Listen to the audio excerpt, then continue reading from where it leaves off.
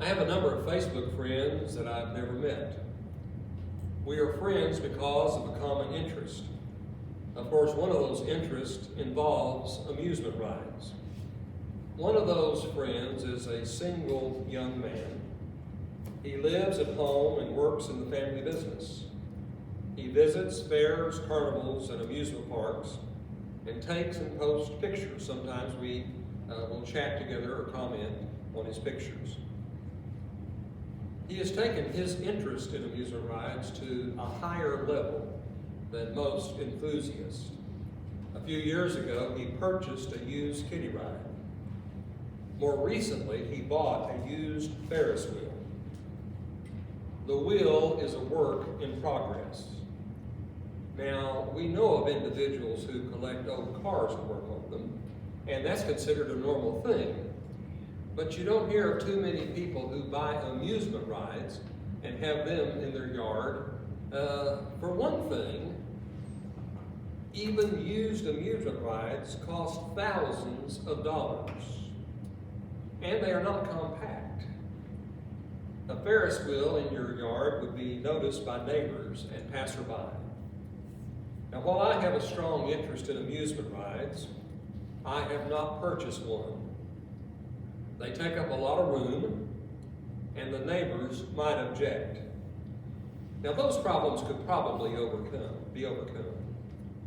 The real reason I don't own an amusement ride, and no, it's not that Debbie would kick me out. No, it's not that. The real reason I don't own an amusement ride is I don't have the money. If I had several $1,000s to blow, I could think of better things to do with it. You know, there are lots of things we would like to have. There are trips that we would like to take. There are even worthwhile activities that we would like to do. And we will say, well, that's a great idea, but where's the funding?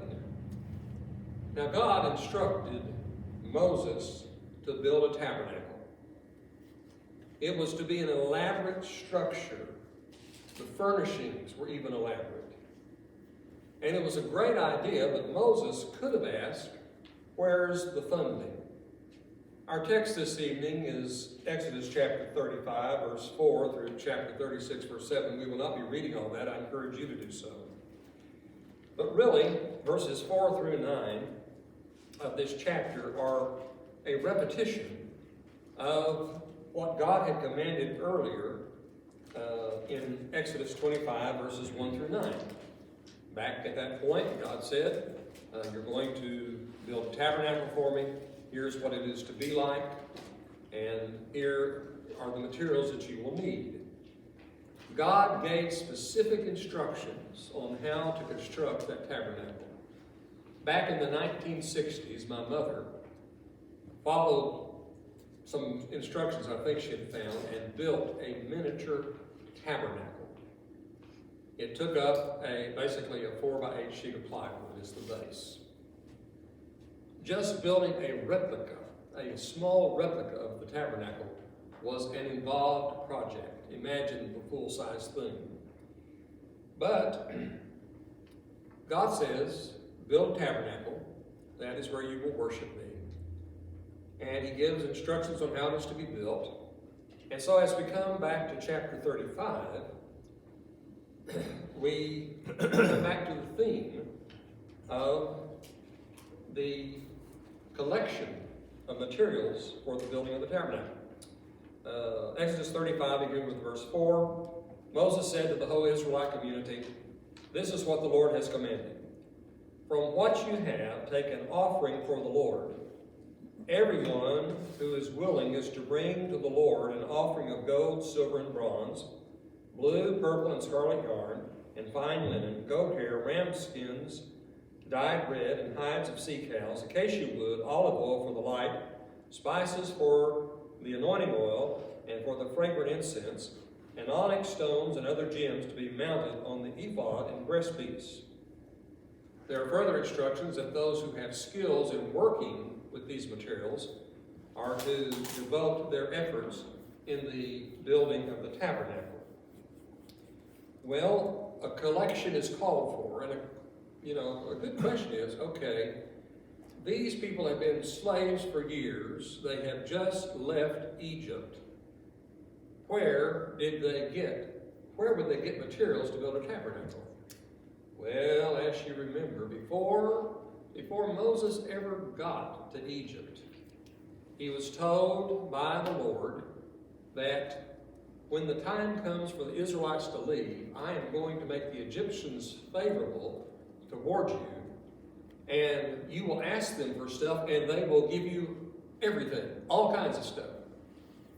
Basically, the Israelites plundered Egypt and didn't even have to do it by force. The Egyptians just gave them gold, silver, cloth, all these different things. And this is mentioned in chapter 3, before the plagues ever come. It's mentioned again as they leave Egypt in chapter 12.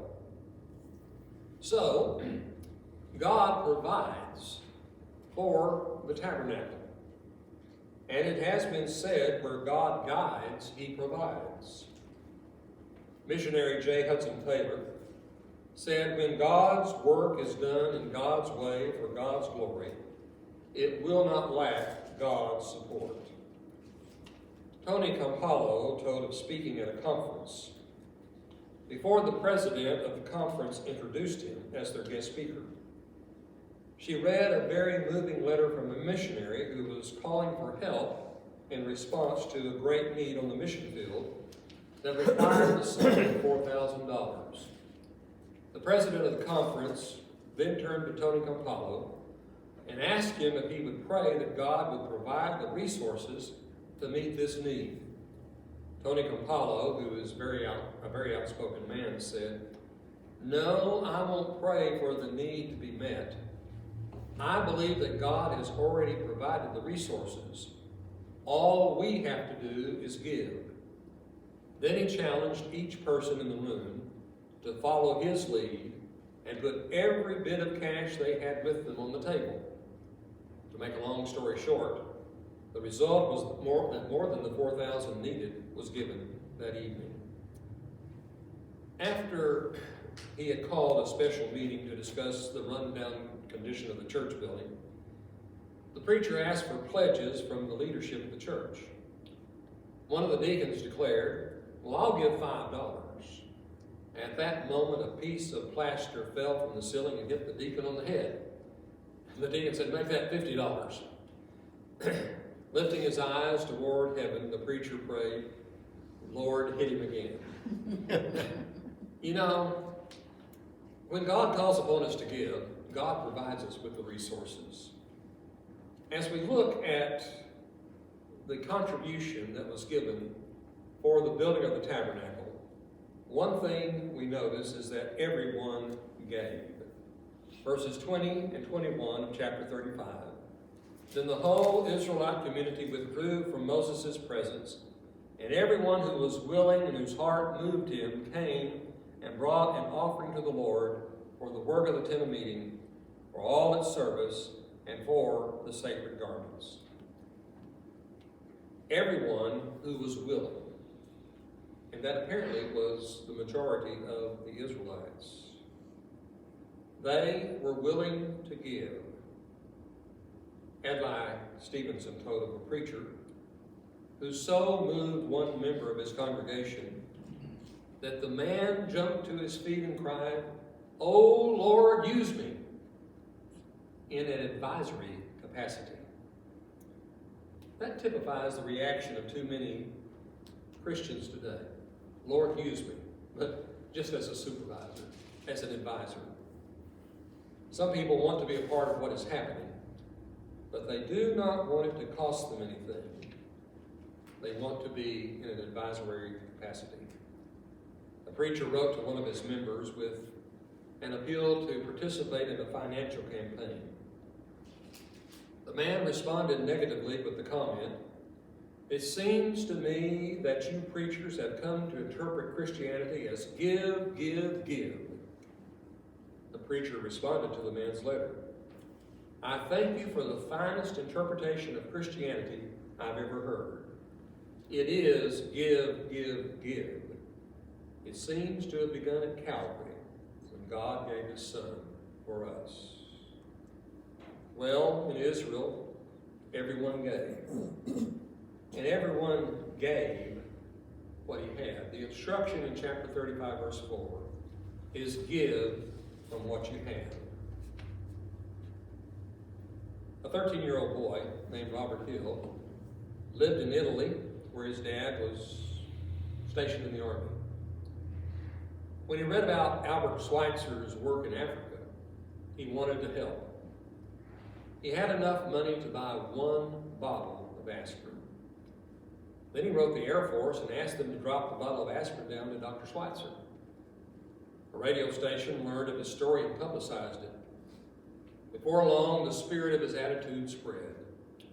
Eventually, he was flown by the government to Schweitzer's hospital, along with 4 1/2 tons of medical supplies worth $400,000.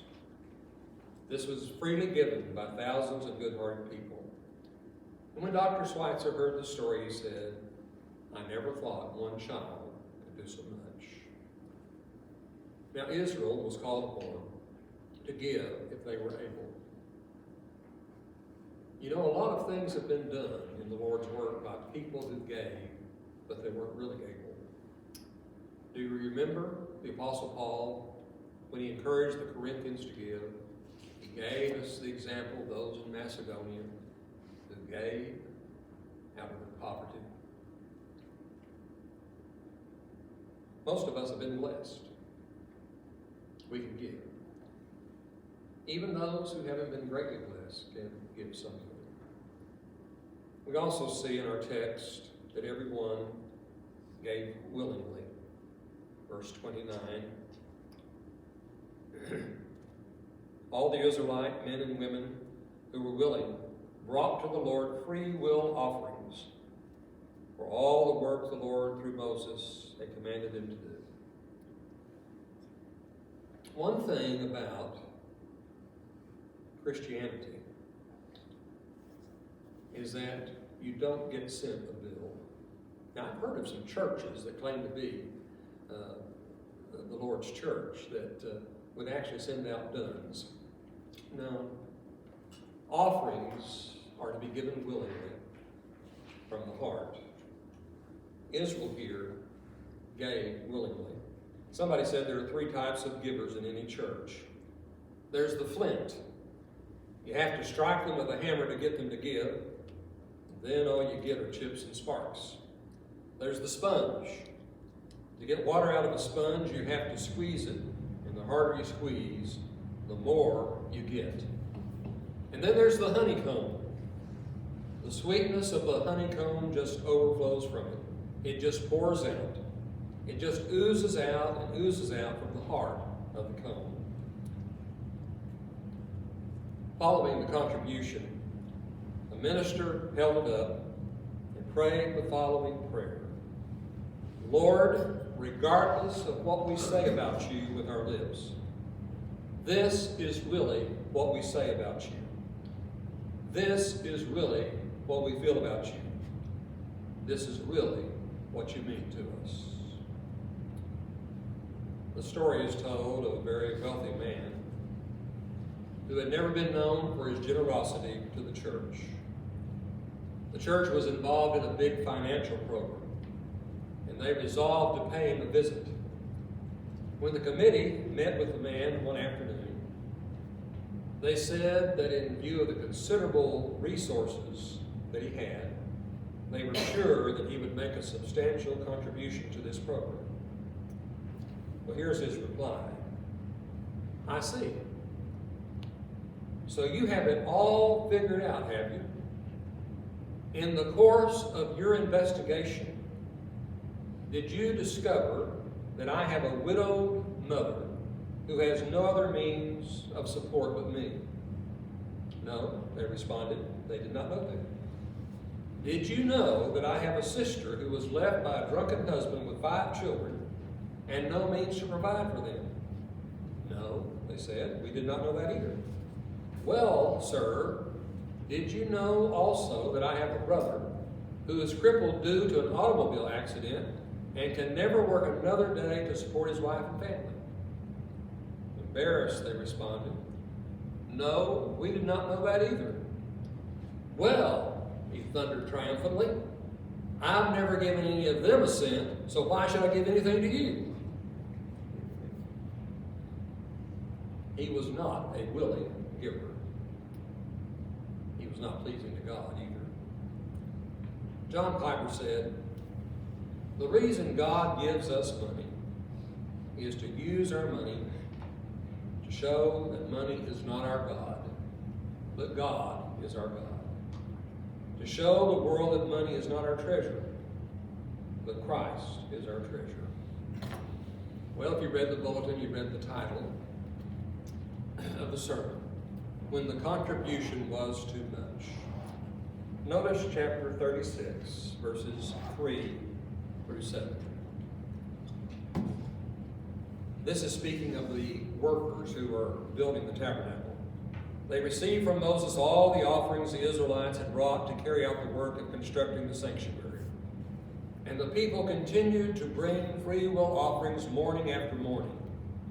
So all the skilled craftsmen who were doing all the work on the sanctuary left their work and said to Moses, the people are bringing more than enough for doing the work the Lord commanded to be done.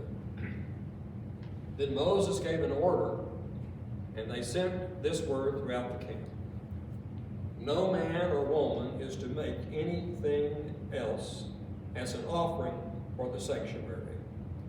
And so the people were restrained from bringing more, because what they had already had was more than enough to do all the work. Moses had to stop the contribution because they had everything and more that they needed. Well, the norm in churches is to need more contributions. Our daughter Angie spoke of a particular congregation. It's a very large congregation. It is involved in mission work and all kinds of things around the world. And she said, you know, a part of every worship service is asking for money. Well, if you're doing lots of things, it takes lots of money. We are small. That limits what we can do. But you know, for a small congregation, you're doing a lot. And that is because you were generous in your giving. And I commend you for your generosity in giving.